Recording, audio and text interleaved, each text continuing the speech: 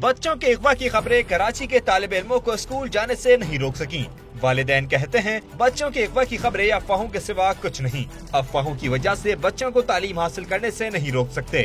پنجاب میں سنے، کراچی میں تو ابھی تک کچھ بھی نہیں، ویسے ہی ہے، افواہیں ہیں، کوئی ایسا خاص مسئلہ نہیں ہے۔ کوئی رپورٹ واضح نہیں آ رہی ہے، کسی کو سنا نہیں ہے، دیکھا نہیں ہے، ہر بچے اپنی جگہ پہ آ جا رہے ہیں۔ دوسری طرف اسکول انتظامیہ کا کہنا ہے کہ افواہوں کو نظر انداز نہیں کر سکتے۔ والدین اپنے بچوں کی حفاظت کا خیال رکھیں۔